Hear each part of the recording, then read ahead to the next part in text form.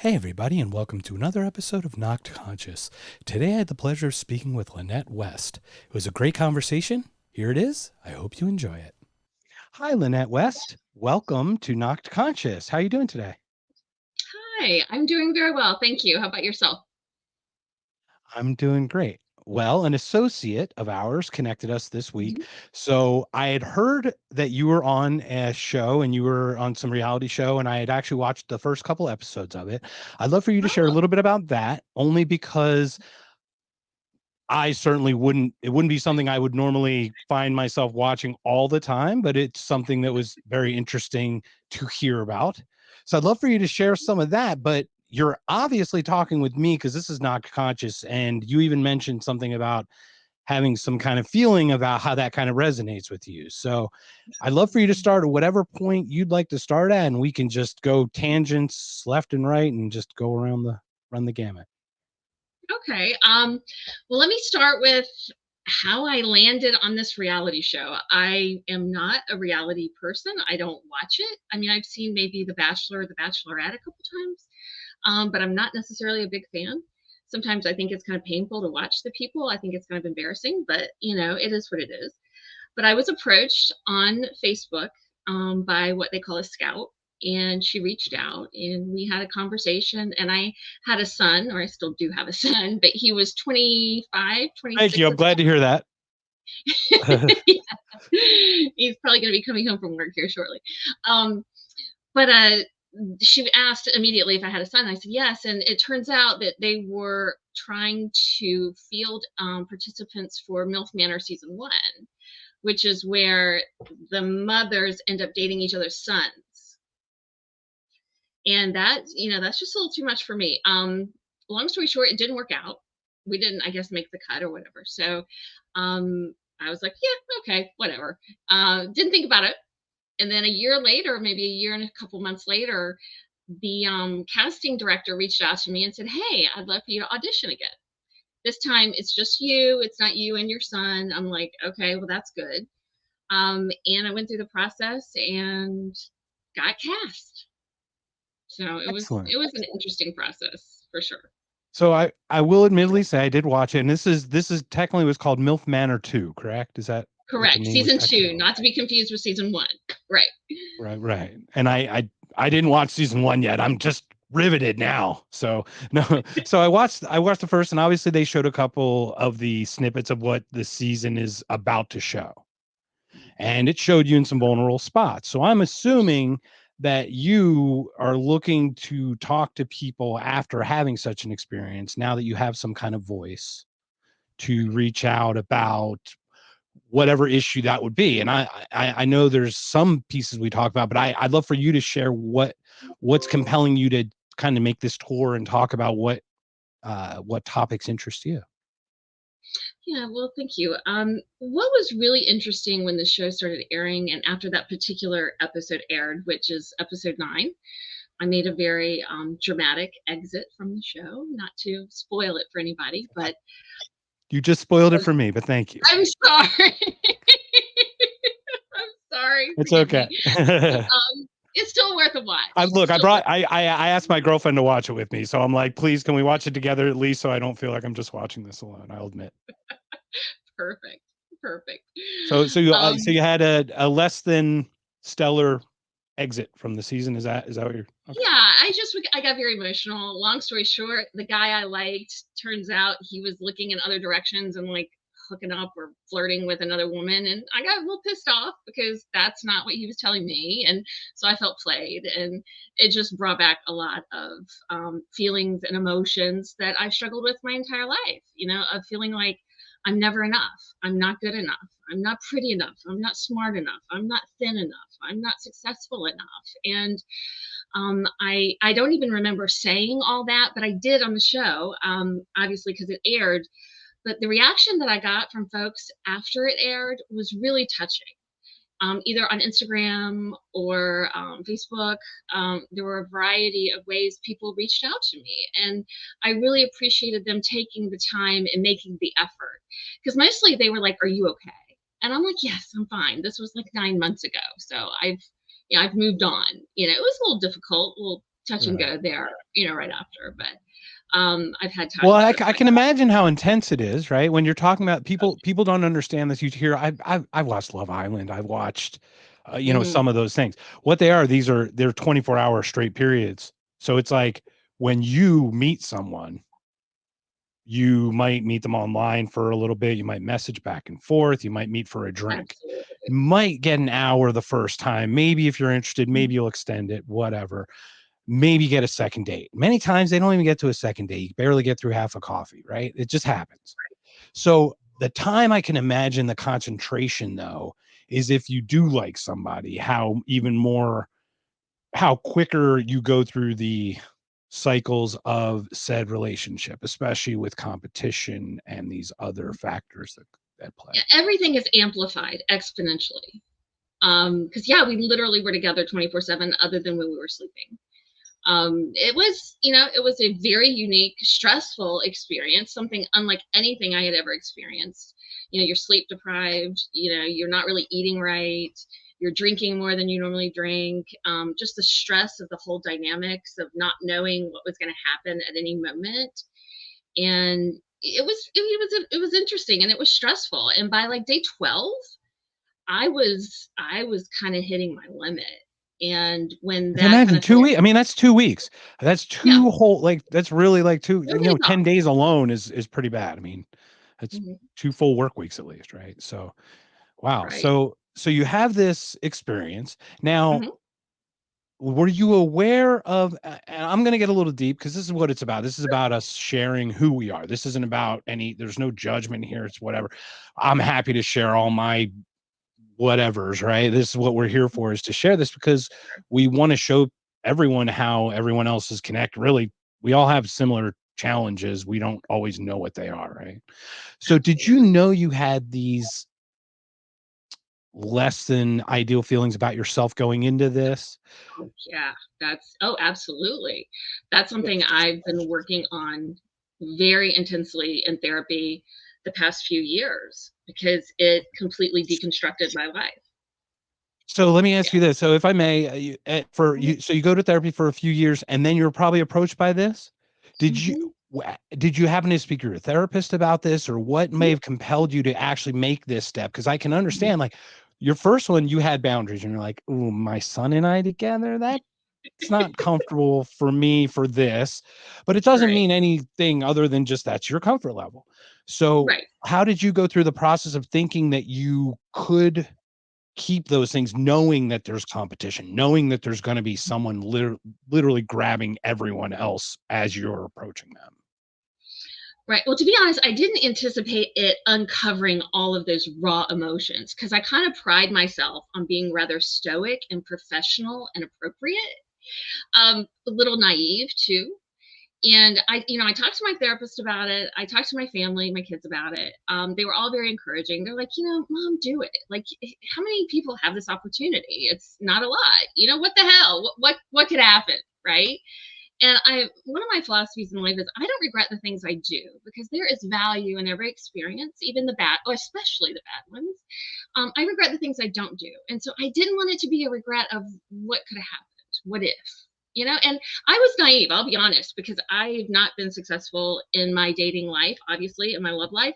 And I thought maybe this is the universe's way of saying, hey girl, we're going to take care of you. Do this. This was going to be my way to find my guy, either not on the show, perhaps, but through the show somehow. I was hopeful, naive, and hopeful. Well, there's nothing, I mean, naive. I mean, looking for love isn't really a naive thing. I mean, but I can understand, going through, because that's where I would have seen is like I'm the same exact same ilk. You only regret things you don't do because you have what ifs. Now, let's not kid ourselves. Some mistakes are weighed a little more than others, and we can look back at them and be like, "Oh, that was probably not the best idea." But you're talking now, so you got through, right? You're on the other side.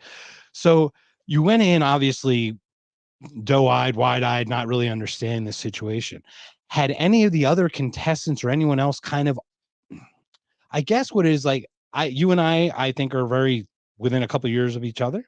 Mhm. Um, and I think our generation, Gen Xer, right? We're Gen X people, Yeah, absolutely. very different. Like I was an early adopter of dating apps, but Mm, only because I was an early adopter did I get on them. I don't think if I had had a wife and had another, pre-adult life and left that mm, life to be single again, that I would be on, like, dating apps would just be completely over my head. So I'm lucky that I kind of leaned in as it was going, right?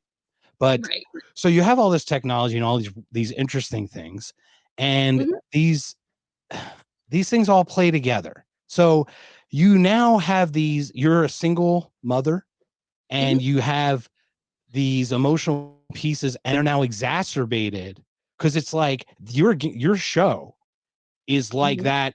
I would guess almost on an internet level at this point with the apps the way they are. I'm about 6 years removed now, so it's been that much of a jump. But I can only imagine how crazy. I remember how crazy it was then. I can only imagine that how that just changes so much. So have you? How's your experiences in the relationship aspect coming out of that? Uh, well, it kind of jarred me to the extent that I was like, I'm clearly not ready to be out here doing this. Like I'm still healing. To answer the question earlier about, why would I do this? I was honestly at that point the in the best place and in the best shape emotionally in my life. And that's a sad commentary on the state of the rest of my life. But I really felt very confident about my ability to navigate, whatever it was that was coming my way. And I think it's worth pointing out we did not know it was MILF Manor until we were sequestered in the hotel in Toronto 2 days before filming started. And I panicked because Those tricky little people. they came in, they're like, "Don't you wanna know what show you're on?" I'm like, What do you mean? I'm on Northern Love, this dating show." And they're like, "No, no, it's MILF Manor season 2." And I was like, "MILF Manor?" I was like, "Oh my god, is that the show?" And then I started putting, pieces together. Right. I was like, "I can't do this. I'm gonna get fired." Like, I have customers, I have managers, I have coworkers, I can't do my kids. Oh my god, they're gonna die. And that was my Right. initial reaction. And they did a very good job of kind of talking me off the ledge. And to be honest, I think I felt like at that point I had invested so much time, energy, and effort.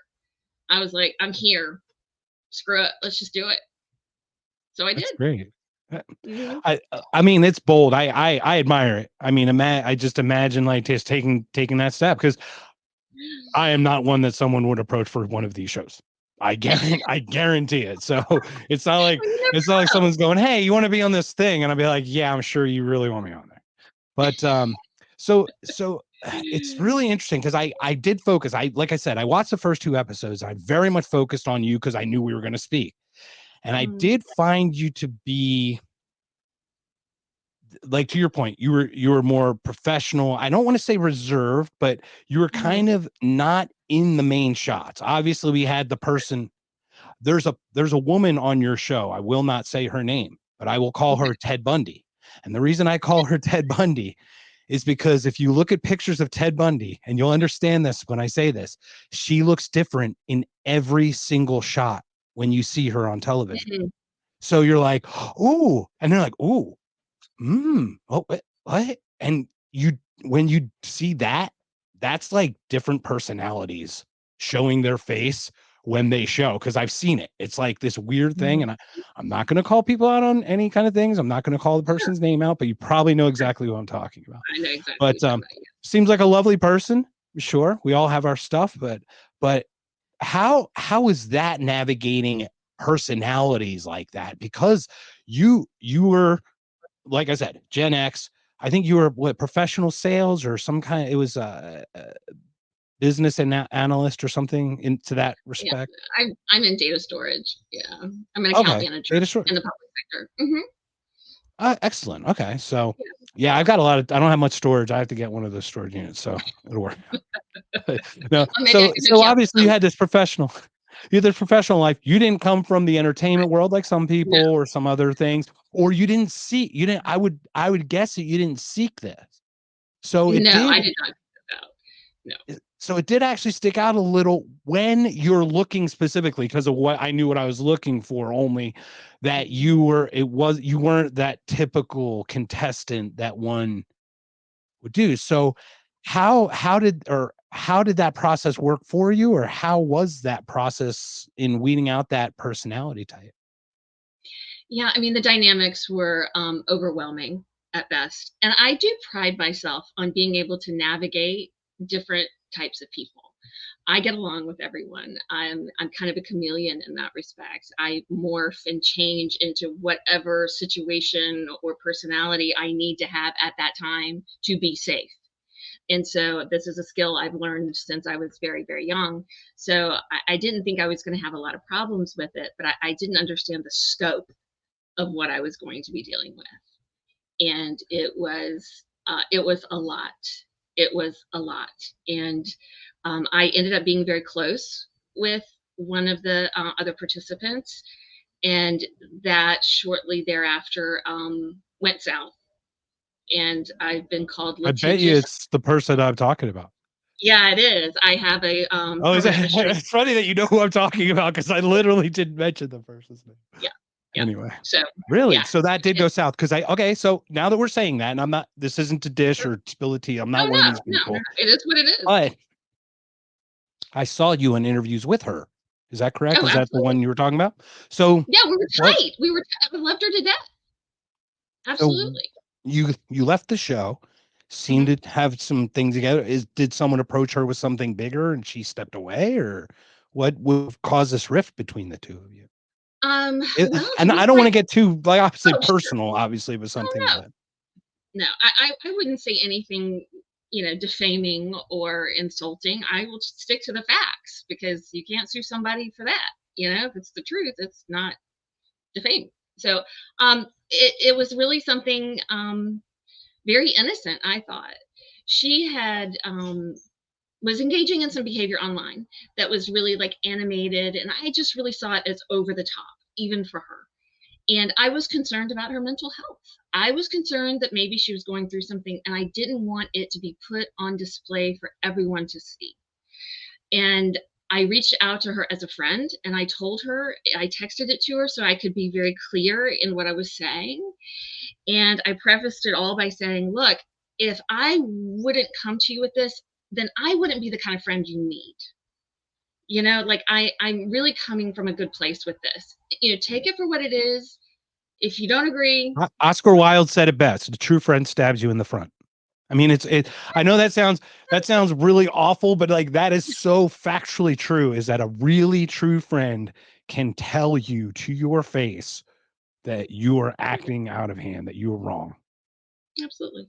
And I was genuinely concerned because, I didn't want to see anything bad happen to her, and I didn't want it to happen on a very public platform because she has a lot of followers, and there was a lot of publicity going on at the time, and there was a lot of Reddit threads, and people commenting and saying less than flattering things about her, and that hurt me for her. And so I sent her this big long text, and I don't remember how soon she got back to me, but when she came back to me, it wasn't what I expected.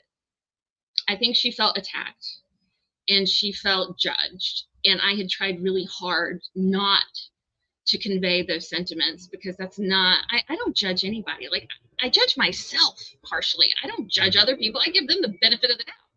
Don't do that for myself, but I'll do that for others. Well, So, if I were to say, she certainly just did it to her. So, I mean, it's all self-deprecating. You saw it was self-fulfilling from the first minute you stepped on. So, once again, like yeah. I said, I don't even Anyway, we don't need to talk about who it is and whatever, but right. I'm glad that you got through that. Okay. I'm sorry, whatever Yeah, that was.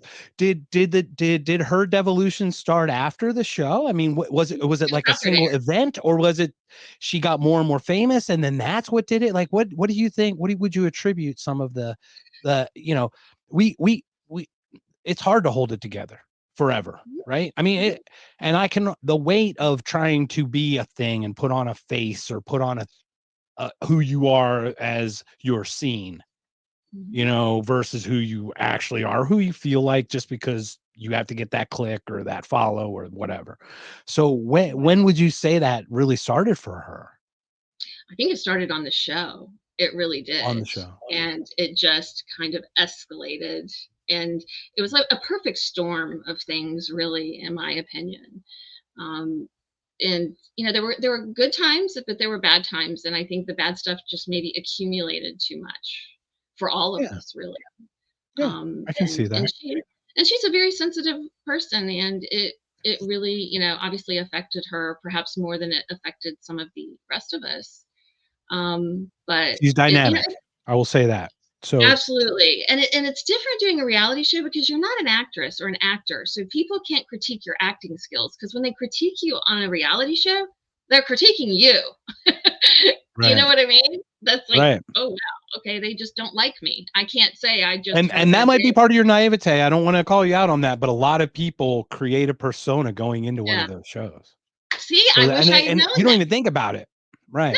It's didn't interesting. occur Yeah. to me. Like the wrestler, the Miz guys, like I'm the Miz, I'm gonna be on WWE. He was on like the real world or something. And you're I like, did not know. okay, I guess, and then he does it. And you're like, okay, I guess that's what look, and that's great. Like that's the persona you want to do. And well, I'm glad everyone's okay. So did you form any other friendships with any of the other women No, on the show? no. Interestingly enough, I was friends with one of the other participants for the show. I actually am the one that sent her to the casting director, for her, and then she ended up getting casted, which I thought was kind of funny. And we don't keep in touch. It's just Interesting. not I have a really. feeling I know which one that one is because I have a feeling I know, but I'm not. I don't. I like I said. I don't know. I don't know it that well. Now, okay. Watch. Like I said, I watched it. There were 6 of you on this. Did they add any more, or was it this just the 10 men, the 5, and then 5 fathers? Is that how it was? The rest Yeah, of the well, it show? was it was 6 women, then the 5 guys, the 5 young guys showed up Right. day 1, and then their Right. fathers, the 5 showed up Right. like day And 2, that's I when I think. saw. Yeah, and that's what I Yeah, watched. Yeah. yeah, Okay. yeah, and then they Okay. So. added 2 more women in, and that's what caused the Oh, shitstorm for me. But there's the wrench. You oh exactly. yeah. They know how to throw the variance in. They know exactly when too. It's so crazy. It's like it's interesting how the psychology kind of goes through that cycle and how they can time it by how long you spent. It's really interesting. They have personality tests. Let me ask you this, because now you kind of seen the veil pulled back, right? You've seen a little bit how the sausage is made. Do you think they have a clue of who's going to match up just from the personalities that they have? Because they do that, a lot of that personality matching, I would assume, prior to. They do. They may make an educated guess, but I think part of the fun is just seeing how it plays out. Yeah. And the producers are there real time. I mean, they're behind the scenes, obviously, but and they don't tell you what to say or anything like that. But I did get the feel that they're kind of orchestrating some storylines, like, hey, Lynette, what's Anthony doing over there? Go see what Anthony's getting into. That kind of thing. I mean, he didn't do it a lot, but little subtle things like that Right. happened. But for the most part, at least from my perspective, like everything I did and said was me. Yeah. I didn't, I wasn't acting, I wasn't faking it. I was just, I mean, I don't know how to be anybody else but me. I have a hard enough time being me, I you know. know? Seriously, you have to be yourself. Everyone else is taken, right? I mean, seriously, Exactly. I like that one. I like that. Yeah. which I'm surprised. Like it's like I said, the Gen Xers, we've got the best phrases, drinking from the water hose, being left alone, riding our bikes until 10 o'clock at night. We had to get yelled at to Um, get in the house. Remember exactly. that? Oh Exactly. my Yeah, gosh. Those I are the good don't old I days. hardly remember being inside a house. Like I was always like in the woods with my dogs and riding motorcycles and bicycles and going to the pool. Like I don't even remember being inside that much. I assume I was. I Yeah. slept inside. I ate inside, but yeah, totally, totally. So you now Mhm. have 2 lives. You have data storage and celebrity. Yeah, And I and now really you don't. get to Yeah. known personality. How about that? Okay. That's fair. That's fair. Acknowledge recognized personality. How about does that work for you? Yeah, that's So fair. I would assume you're on a podcast with me. You have no idea who I am. You saw Not Mhm. Conscious. It's weird, but you're obviously talking to people for a reason. So Mhm. you are done with this reality show stuff. What is compelling Absolutely. you to make these rounds and talk to people like myself about what's compelling you to have our conversation right now? Mhm. Well, going back to what I was saying earlier about people reaching out to me and they were genuinely worried about me and concerned. But what I also heard was, oh my God, that's me. Oh my God, you and I are the same person. Like, I feel the same exact way. My picker is broken too. I never think I'm enough either. I have all this internal doubt and all this negative self talk. And I'm like, you mean I'm not the only one? Like, there are other people, suffering from this kind of thing. And I mean, I kind of knew that I wasn't the only one, but to have, real people reach out to me in such a way was very moving. And it just got me to think, I've suffered a lot in my life. And I know you can't tell by looking at me. Everybody's like, oh, you've had a great life. You've had an easy life. Oh, nothing could be Oh, farther I from can the see truth. the mask. Don't get me wrong. The mask is there. I get it. Yeah. Absolutely. Yeah, absolutely. Absolutely. Um, yeah. Yeah. Yeah. I get it. Yeah, so I thought, there's got to be a reason behind it. And maybe the reason and the purpose behind the suffering is nothing too crazy or grandiose. Maybe it's simply I've got the courage and probably the stupidity sometimes to go out and just say it and talk about it and not be ashamed of it, in a way to kind of You're naive just temper. enough.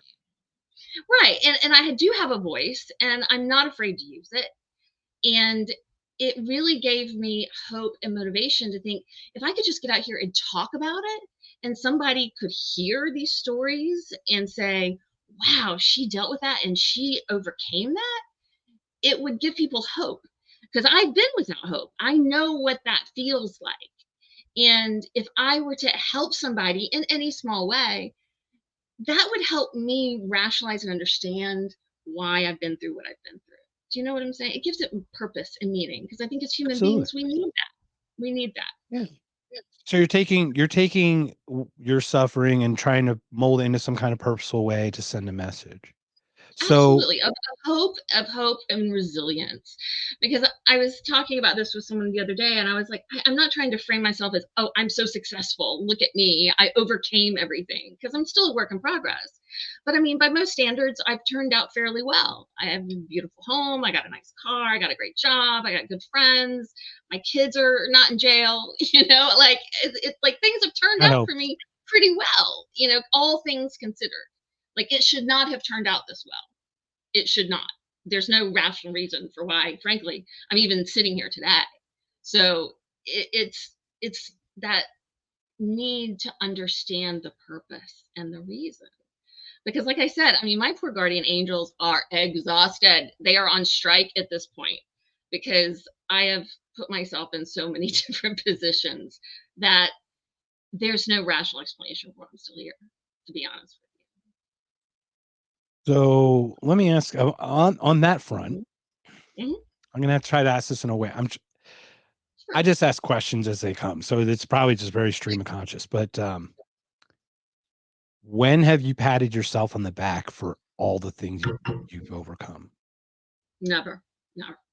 It was only a couple of years ago that Or I acknowledge at least. So like you never acknowledge any of the pushing through. So I'm just curious because it does speak to the psychology of how you view yourself, right? Like in right, that way. right, So if you could expound on right. that, I'd love to hear about that. Yeah. Yeah, I mean, I can look at it pragmatically and analytically and say, yes, I got a college degree. Check. That's a success. But from a feeling standpoint, do I feel like I deserve any kind of cheering or woo, good job? No, I don't. Because I feel like I haven't done it well enough. I didn't live up to my potential. I didn't become who I was supposed to be. You know what I mean? Not because of what Oh, I I did, know.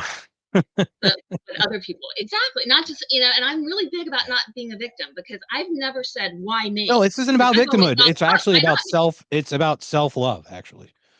Yeah, and So see, that's yeah. been very elusive for me. Very Do elusive. you watch do you watch any podcasts or do you listen to any podcasts at all? A few, but Inspirational or anything, any mental health podcasts or anything? no, to be honest, I mean, there are a few people like Brene Brown and, I've got books and whatnot, but no, if you have a suggestion, I'm all ears. Oh, certainly we'll talk offline, but what's interesting is there's a gentleman named Dr. K, and he's a gamer and he's online. He's a Mhm, social influencer. I think he's of Indian descent, and mhm, he it's weird. Like I listen to podcasts all day. I'll listen to 3 at a time, and then if I'll filter it, if I hear something, I'll stop the other 2 and just listen to that. I'm yeah, I'm crazy. So You're ADHD. listen Yeah. to this guy, and it's like, how you hear the truth. Like you hear the truth, and it just hits you in that way, and you just become completely overcome with emotion. Oh, Now, absolutely. I hope this isn't you, but this happened to me. It was with this gentleman. He's talking to Mhm. a gentleman named Chris Williamson on Modern Wisdom, and I'll share that link with you. It's a really good podcast for some. I think someone who's seeking the way you are. These are good people to listen to and kind of take in. But he Okay. said there are people that he works with in a clinical office, and I've worked on myself as well, but I've never had this feeling the way he explained it, and it's so unfortunately perfect. He said, there are people who have psychotic mental delusions. They're not psychotic, but they have delusions with a devil Mhm. sitting on their shoulder telling Mhm. them they're a piece of crap all day long. Mhm. And I heard that, and for me it literally like it was like waterworks without crying. It just like Mm. struck Mm. so strongly. And it's interesting Mhm. because like I actually can say I loathe myself. Mm. But most people who loathe themselves are incapable of love. Now, I do think that I'm incapable of love in the way that one would do it. However, because of the work I've done, I focus so much on the process of love, of how to show Mhm. love, Mhm. because it's the only way I can. It's like I have to find a way to show it because, like, it's different the way it feels inside. Absolutely. You can't go by your gut reaction and your intuition because all of that's been fucked up. Yeah. Yeah. It's really Excuse my interesting, language. right? Yeah, No, no, it's no. That's this. I'm surprised you haven't cursed yet, and I'm feel free to let them fly. I cuss like a sailor. Yeah, I totally that resonates. Absolutely, for sure. Yeah. I feel the same way. I know that I'm capable of love in the context of my children, but I think that is very innate for like evolutionary reasons and survival of the species. That those maternal instincts kicked in, and they kicked in very, very hard for me. Probably because I'm too attached to my kids. I mean, I love them too much, because it's kind of I making think up for our everything Gen else. X is that's what it was though. It was our Absolutely, generation did kind of latch on because we were a little ignored. Like, and we completely it's so ignored. weird that weird cycle of how it just like runs that sine cosine wave of like up and down, and It's it the is pendulum interesting. swinging from one extreme to It really is. Yeah, we always right. govern through an ideology. We never like we always govern through the middle to these extremes. We never kind of stay like Right. in this area. Yeah. Yeah. So Agreed. well, Agreed. so you found this beautiful support coming out of this. Mhm. Obviously, the experience as a whole, I'm sure you look back, you reflect on it and say you're glad you did the experience. Looking back on Absolutely. that little portion that ended it, yeah, that's extreme and concentrated, but it probably was such a minute part when you really think of the 3.5 billion other men that are out there and all the other things that are going on. So you Right. come out of this, are you speaking on behalf of any kind of mental health groups or programs, or do you do any kind of speaking on your behalf, or? I haven't. I would love to. I mean, this is all very new for me. I'm very in the very beginning stages because I've had these ideas and these almost compulsions, but I've just never really known how to go out and make it happen. Like it's, I've written it down, I've thought about it, but I haven't really taken action. And to some extent, I want to say I've been almost paralyzed. And I think Hmm? part of that is I'm afraid of failure. So a lot of times that holds me back, but I'm also very stubborn and I'm very goal oriented. And my whole existence was achievement based love. So I'm very much an overachiever because I've got to prove my worth in order to win some kind of magical love from somebody. So those things are kind of in conflict right now, and I'm struggling. And I was literally just checking my DMs when our mutual acquaintance, reached out and was like, "Hey, you got a booker or something?" And I'm like, "A booker? What is that?" Like, I've never even heard of that. But he was willing to sort of educate me on some of these avenues for discussions to see if it's something I could do. I mean, it's definitely something I want to do, but can I do it? And I need some polishing. Right. I'm not really clear on exactly what my message is because I have so much. Do you know what I mean? Oh, I To know talk what you mean. I've been doing this for 4 years. So about. if you want to talk paralysis, Oh, I spent 2 years building a studio before I even hit record for the first time. really? What do you I think? built What do I you think? built panels. I was stalling. Uh-huh. Totally stalling. Why? Why? Why do you think you were stalling? Now, you say success, and I don't. I started chuckling when you said that because I don't believe you. I think you're not afraid of failure. I don't. I think you're afraid of success Oh, 'cause oh you don't God. love yourself. I mean, that's really what it really comes down. I know it's a weird backwards thing Yeah. that took me forever to figure out, but it's Okay. like that's part of it is that your self-worth is not there. So you actually are afraid of succeeding. Because I don't think I deserve it. So there's part of that. There's Okay. certainly we all have a fear of failure. But Hmm. remember, what's really holding people back from something is a little bit more than just the standard fear. There's just something else inside that.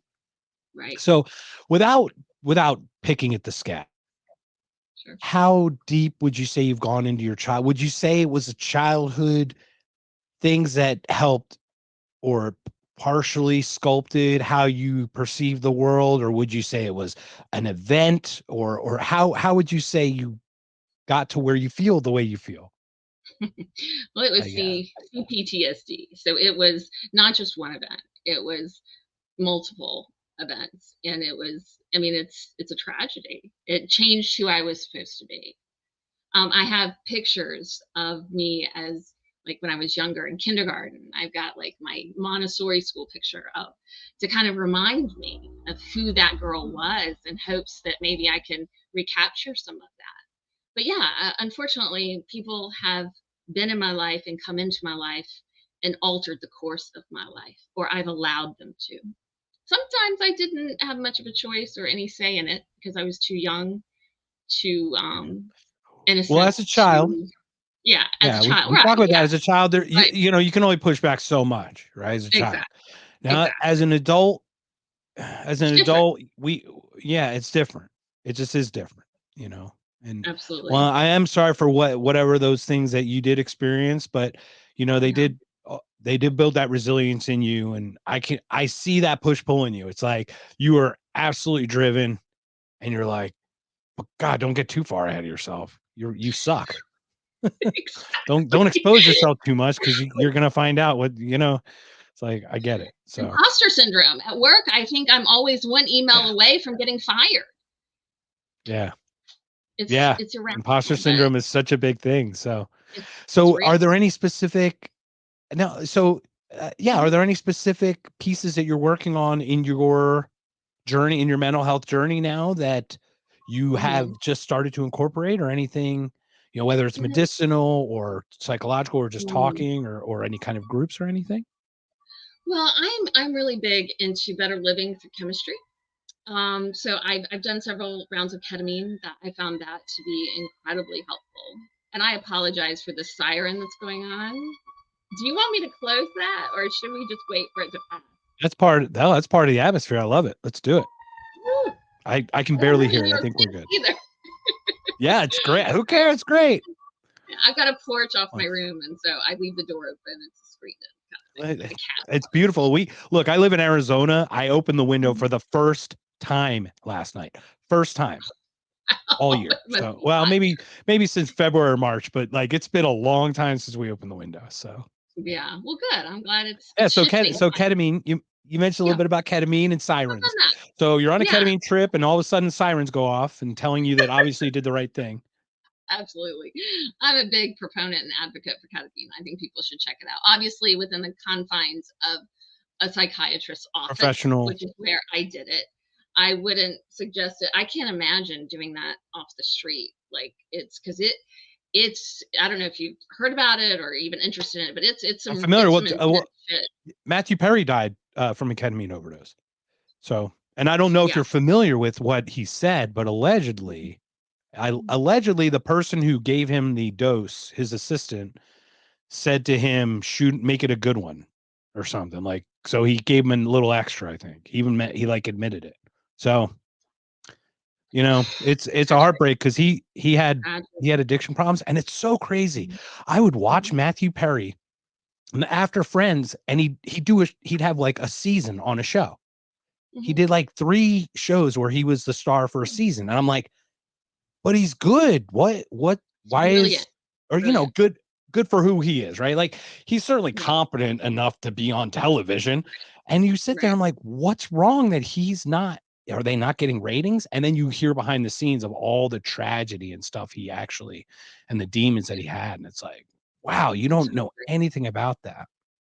Yeah. Well, So, see, I'm in active recovery too. So just in the oh, spirit of okay. transparency, I Oh, I okay. celebrated 2 Well, years. is it alcohol? No, and I'm very grateful for that. Let me just tell you. My cocaine, Oh, my yeah, my drug of absolutely. choice was cocaine. It was the stimulant. Okay. I'm an upper kind of gal. How So long have you yeah. been, I guess, clean off stimulants? I guess would be. Well, I do take Adderall and Vyvanse for Okay. ADHD, but I've been cocaine free for 2 years as of October 23rd. So that's Excellent. huge, huge. Yeah, that's great. That's good. Thank you. How much Thank would you. you say that took a control of your life? Like, what's the Oh, biggest percentage of your life that it took hold of? oh, it ran all my life. I mean, it was everything. It was everything. So it literally was Um, like that commercial. Remember that commercial in the 80s? I work longer hours so I can make money, so I can do more coke, so I can work longer hours. Is it literally that commercial? yeah, my entire day, if I wasn't doing coke, I was thinking about how I was going to go get it. Wow. That And it then was this is with your also other things that you're going through your head. Your interpersonal, really, like, my God, the pressure of that must be just, well, it was how nothing. long would you say you had that addiction problem? Well, it ramped up. I experimented in college with it, and then I got pregnant with my son, and all of that stuff came to a screeching halt. And I had no involvement with drugs or anything like that for like 25 years. And I happened upon a party, and there was some there, and I got reintroduced to a good old friend of mine. So at first, it's fun. We do it on the weekends, nothing big, just a little bit here, a little bit there. And then it's so seductive because you don't know when it transitions from you being in control to it being in control, because it Mm. tricks you into thinking you're still in control. Because Right, I because it makes would you think like, yeah, I'm good. I just need a bump, or I just need the exactly. net. Yeah, Yeah, I would be cutting up 8 balls. I was buying multiple 8 balls at a right. time, and But the I'd be cutting up, bumps and get I'm looking bigger at, and they get fewer in between, right? Like, it's like and I you would think I you're in would ask control, but people, yeah. yeah, I would ask people, do you think I have a problem? Like, do you think maybe I should stop? Do you think I have a problem? And the thing is, if you're asking yourself or other people if you have a problem, the answer is categorically and emphatically yes, you have a problem. And I was in that stage for about a year, for about a good year, knowing How I had did a you get problem. through a full year without going tipping one way or the other? How did you manage that year? That must have been hell, because usually you break, right? You hit your rock bottom, or you just kind of tilt the other way, right? Like, they're Right, right. hard to dance that Well, razor's edge for that long. well, it's really crazy because I think my lowest point probably could be somebody's highest point. I didn't lose my job. I didn't lose custody of my daughter. I didn't die. You and I I are didn't get so arrested. similar. Yeah. And that's why I was talking about those guardian angels. They're fucking exhausted because they worked overtime. When I Again, turned 40, they kept me alive. it's the same thing. It was like I just had this inkling. I'm like, I don't feel right about being here. Mm, Something's gonna change. No ideations, nothing to that level, right. but it was just that, to your point, like, it's interesting because I have a feeling that I think trauma is a universal thing. I think Mhm. levels have certain things. Like, I hate to say like level up, and it sounds awful, but it's a little bit everything. It's how we handle the trauma as our Mhm. biological component, our genetics, but it's Mhm. also the level of trauma that's exposed. So it's like, if some wimp gets a low level of trauma, that could really be bad. Whereas Absolutely. somebody really tough could handle high levels of trauma. So it's like, it could be almost like you might have had a high threshold and had a lot of trauma. I'm at a low threshold and not had as much, but it affects us same ways or something. Like, Absolutely. I'm not saying Absolutely. that's the case per se, and it's not judging one better, greater than the other. It's kind Right. of realizing that we all have this. But it's interesting because I feel like you and I, like, some people are at this level of the trauma where it affects them in this life, and this is how they are Sure. within that. You and Right. I, like, leveled up to this weird portion, and we're not even next, like, we're 2, 3 levels from the bottom. We're not even near that top echelon of absolute trauma, like crazy Right. trauma, right? So Right. you and I are sitting here, both hit rock bottom, not a single part of our life was affected, Hmm. right? It's like, it's so interesting, but we leveled up because how we view ourselves in such a negative way creates that extra, like, drive for us to not do that to ourselves. It's like, Absolutely. it's so weird. Like, if we had confidence in ourselves, I think it would control us. Like, we would get sucked into it. But because Yeah. of the way we perceive the world, because of whatever it is we experience, we our rock bottoms aren't at the bottom, but like we address it quickly and like kind of hit it hard. So it's an interesting thing, Yeah. but we don't perceive ourselves the way other people perceive themselves. Oh, not at all. Like I Mm. often tell people, don't you wish that you could see yourself the way other people see you without, because my filters, oh, they're tough. I would give Yeah. anything to step outside myself and see me the way other people see me, and understand that and be able to appreciate that. It's tough. Yeah. It's tough for sure. So are there any messages, anything you'd like to share with the public of America and the world with your experiences? Well, I think one reoccurring theme in my life has just been, just don't give up. I mean, there have been times I've been very close to giving up, like very, very close. But for usually it was my children, because I could never come to terms with the idea of leaving them in this evil world alone without me. I thought a damaged me was better than a no me, you know? Um, but I guess I would just say, if people were struggling with that without having any hope, thinking it's ever going to get better, you have to stop and take a step back and remember, this is a temporary feeling. It feels like it's forever. It feels like it's permanent. It feels like it's never going to get better, but it will. It's kind of like when you're drunk. Like, you don't think you're going to be drunk forever. Eventually you're going to sober up. And I think we need to have more of that perspective when it comes to like some mental health issues, that obviously you've got to have some treatment. I mean, you've got to make an effort. There got to be things that happen, but it is a temporary state, and you can get the help that you need from the people you love. I mean, I couldn't do it without, my psychiatrist and my addiction therapist and, my family. I wouldn't be here. I didn't do it all on my own. You know what I mean? I knew when I got to that point, I knew I needed help. Like, this was beyond the scope of Lannette. And that was a very humbling experience, because I've never asked anybody for anything. Like, I don't even ask people to, like, it's hard for me to call up the plumber. I'm like YouTubing stuff to figure out how to do it myself. Like, that ultra independence, never asking anybody for anything. And then Mhm. there I was asking these people I didn't even know to save my life. Huh, that sucked. But I It's guess my humbling. message there is just, don't give up. There's a way Don't give through up. it. Your brain is tricking you. Don't listen to it. Yeah. Well, I mean, there's a really good way to analogize it. Like, if you look, you're like, that millionaire on the street probably wasn't a millionaire the whole time. Probably scrimped and saved to go to college and then did something and then invented something. And the guy that's homeless probably didn't start homeless, probably had something and had some challenges that they weren't able to overcome. So, like, at any point along a timeline, you're a success or a failure. So you can't look at a point on a timeline True. because Absolutely. that's only a section. Because so knowing that in the past, knowing that you can't look at a point on the timeline, you can't look at your present as the point in your timeline because it doesn't define you either, just like the That's right. past didn't define you. Yeah. That's a really good way. Don't give up is good. Do Yeah. you do any spiritual meditations, any kind of other types of alternate healings?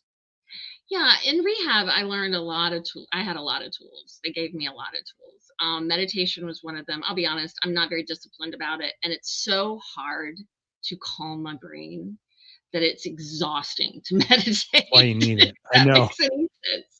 It's why you need it, Um, but it's one of those catch-22s. exactly. And I get it because it's like your body needs a break. Well, your brain needs a break too. Because I don't think my brain like sleeps. I think it goes into dream state and just acts out all night.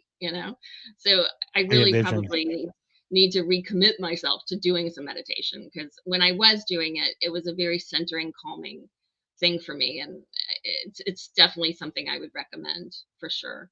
But I kind of have just this. I used to be a Christian when I was growing up. I had the Presbyterian stuff, Sorry to hear that. crammed down my throat. Yeah. And then I kind of came around to the fact that maybe this isn't for me. I didn't believe all that stuff. So I'm more of absolutely a spiritual person. I think there is something higher than us. I just don't think it's some white dude in a white gown sitting up on a cloud.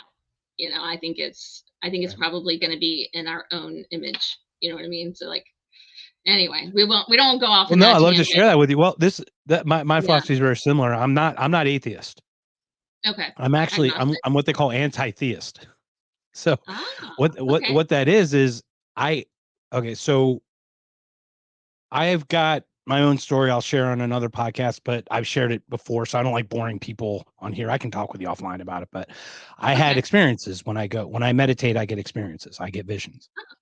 So Really? they're not good. Yeah, they're not good. They're real. They happen. It's not a pretty sight. So my first meditation that happened, it just knocked it. It's the reason my podcast is called Knocked Conscious because the first vision I had, and I'll just share it with you. I'll just stop there, but we can talk offline. But the first vision I Okay. had was a shooting in South Carolina with Clement to Pinckney, the Dillon Roof shooting, the week before it happened. It just completely hit me out of the blue, and then was told that happened. Yeah, so Wow. I don't meditate, but I can offer Sam Harris. So anyway, I talk about anti-theist. So I don't know what I've experienced. I've been knocked Mhm. conscious in this way of awareness to look for this stuff. Yeah. Yeah. I'm a seeker. I Uh, don't know what it is, but I 100% know that humans have it wrong. That's all I know. I don't know what it is, but I excellent. know that it's not it can't be institutionalized like that. It's not, it just can't. So that's Right. my first side of it. I did a 2-hour podcast with a guy named Bobby Azarian. He was on Joe Rogan. He wrote a book called Romance of Reality. Very Mhm. interesting guy. I'll send you the links if you're interested in taking a listen, but Yeah. he's a really great guy. But we look at this God thing as an emergent property, not Mhm. as a top down, not as a hierarchy Uh, down. So if you think about it, single celled organisms became multi-celled organisms. Enough neurons started connecting. That's what ultimately became consciousness. Well, there is a point where there's going to be a global consciousness of some sort where those connections get to that point, mhm. and that can only then be scaled out to a universal consciousness. I think at Mm. that point, that's where this God thing actually Mm. emerges. Okay. It emerges I'm with out you. of us from the bottom up. And when I shared to you and I asked you about patting yourself on the back, it wasn't for pride or anything. It wasn't like, oh, look how great I did. It's like you have to sometimes take a step and go, I'm a puzzle piece of the Mm. universe. And if I'm not whole and if I didn't get through the struggles I did, I couldn't make my piece fit with the rest of the Mm. universe. Right. Wow. So it was more of an acknowledgement of your self-worth than a braggadocious claim that you fought Okay. through tough times, if that I makes sense. got you. So if I could Absolutely. clarify on that. So, No, I but appreciate that. Yeah. Sam, yeah. So Calm app, Sam Harris has meditation app. They do work pretty well. They don't work for me, like I said, because I go weird places, but I've Yeah. found them, they do with it does take a lot of time to calm that mind. Yeah. And I can Mhm. imagine your mind's probably bouncing like mine, the same thing, just so. Yeah, it's like a double-decker highway, with traffic going in both directions, and every once in a while, there's a pileup. Or bump into each other. Like bumper cars is really what it is, right? Just bumper cars all day. Exactly. So. Exactly. Well, we're an hour in. It's been a very pleasurable conversation. Thank you so much for sharing your time. I'm always humbled by the people that come on and share their time because that's just an invaluable thing. So thank you. Well, thank you for giving me the opportunity to speak so freely and without judgment. I appreciate that. Excellent. Do you have any final words before we call it a day? No, I just appreciate you. I look forward to seeing what else you've got in store for you. Excellent. Thank you. So nice to meet you. Thank you. Welcome to the Knocked Conscious family. I think we're the biggest takeaway is don't give up. I think is what we said, right? I think that's a great takeaway. Thank you so much. I'm gonna stop it here, but stay on and we'll talk a little after, okay? Okay, sounds good. Thanks so much and welcome to the Not Conscious family, Lannette. Thank you. 1, 2, 3, 4. Good night, sweetheart. Well, it's time to go. Good night, sweetheart. Well, it's time to go. I hate to leave you, but I really must say good night.